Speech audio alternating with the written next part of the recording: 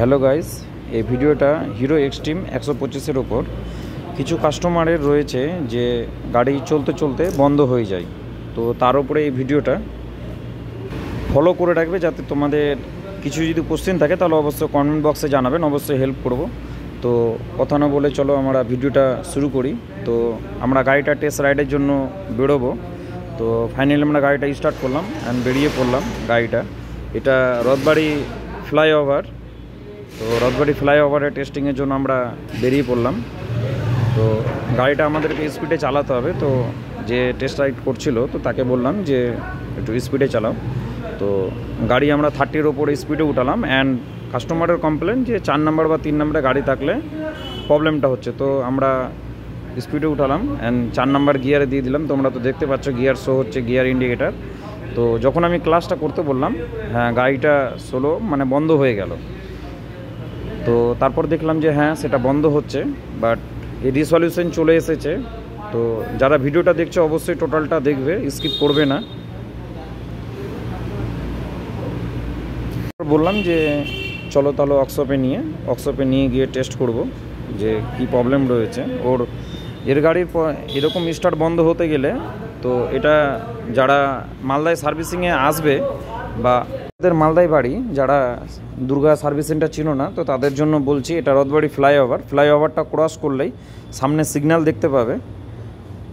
তো সিগন্যালটা যখন ক্রস করবে, সিগন্যাল ক্রস করার পরে একটা বড় ঘড়ি রয়েছে, সেটা দেখতে পাচ্ছ।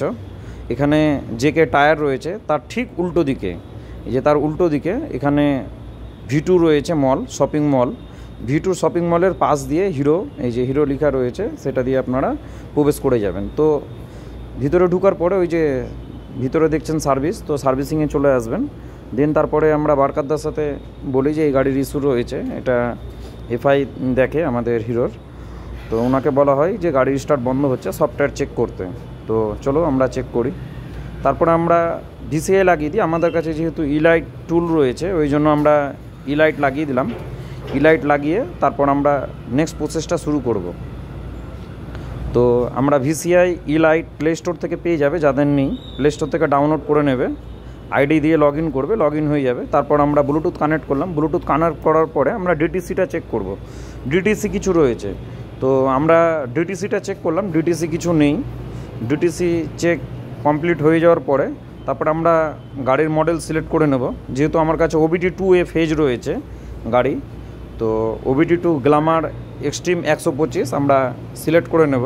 তারপর আমরা মডেল চুজ করে নেব এক্সট্রিম 125। মডেল উপরে সিলেক্ট করে তারপরে আমরা ইঞ্জিলে যাব।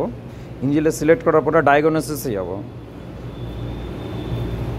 ডায়াগনোসিসে যাওয়ার পরে আমরা ইস্যু ডিটেলস চেক করব যে ওর ইস্যু নাম্বার কত রয়েছে। তো আমরা এখানে ইস্যু নাম্বারটা দেখতে পাচ্ছি, ওখানে দেখুন সফটওয়্যার নাম্বার দেখাচ্ছে 402। তো আমার এখানে বর্তমানে আপডেট হবে 405 দিয়ে। তো আমরা ফ্লাশিংয়ের জন্য এবার নেক্সট প্রসেসিংয়ে যাব। তো ফ্লাশিংয়ে যাওয়ার জন্য ফ্লাশিংয়ের উপরে ক্লিক করব। তো ওখানে দেখতে পাবে যখন ফ্লাশিং করার আগে এক্সট্রিম 125 OBD2 দেখাচ্ছে কি না, তারপরে ওকে করে দেবো। দেন আমাদের ওর ভেহিকেলটা ডিটেক্ট করছে, মডেলটা চেক করার পরে আমার ফ্লাশিং প্রসেসিং স্টার্ট শুরু হয়ে যাবে। চলো আমার ইস্যু ফ্লাশিং প্রসেস দেখাতে শুরু করলো। তারপর স্টার্ট হয়ে গেছে, দেখতেই পাচ্ছ। কিছুক্ষণ সময় লাগে, বেশিক্ষণ লাগে না, ম্যাক্সিমাম টাইম হচ্ছে 2 মিনিট লাগবে হয়তো এই ফ্লাশিংটা করতে। দেখতে পাচ্ছ 100% complete, BS6 flushing is successfully. তো আমাদের ফ্লাশিংটা কমপ্লিট হয়ে গেল।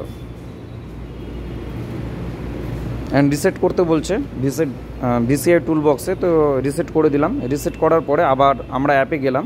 OBD2 মডেলটা সিলেক্ট করার পরে আবার আমাকে নেক্সট কাজটা যেটা, সেটা অবশ্যই মিস করবে না। এই কাজটা অবশ্যই জরুরি করা দরকার, নাহলে কিন্তু গাড়িতে প্রবলেম থেকেই যাবে। এখানে তোমরা দেখতে পাবে 05 হয়ে গেছে, সরি এই যে দেখলে 405 হয়ে গেছে, মানে এটা ইস্যু ভার্সনটা আপডেট হয়ে গেছে। তো এবার চলো নেক্সট প্রসেসটা করি। তো যখন VCI টুল কানেক্ট করবে অবশ্যই মাথায় রাখবে যাতে ইগনিশিয়ান অফ করে তারপরে VCI টুল কানেক্ট করা হয়।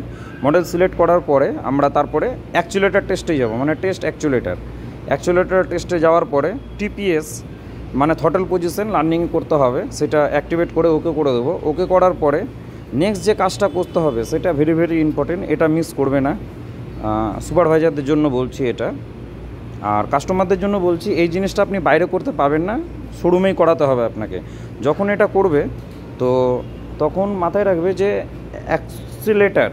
অ্যাকচুলেটার মানে অ্যাক্সেলেটার করা চলবে না, আইডিয়াল স্পিডে ওকে ছেড়ে দিতে হবে, ও অটোমেটিক। এখানে দেখতে পাচ্ছ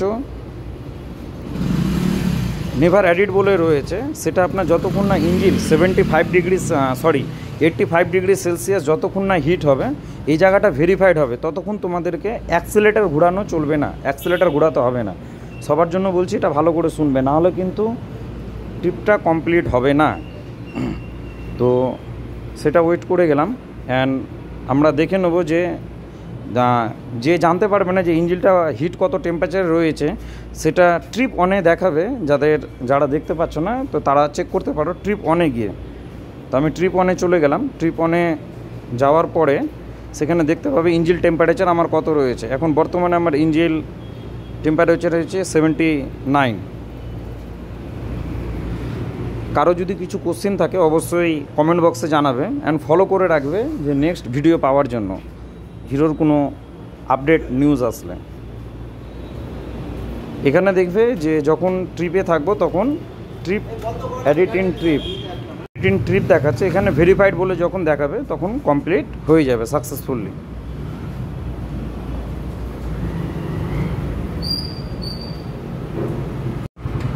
ট্রিপ ইন ভেরিফাইড দেখিয়ে দিল, তাহলে প্রসেস পুরো কমপ্লিট। এবার তারপরে গাড়ি স্টার্ট করে টেস্ট রাইড করে দেখে নেবে।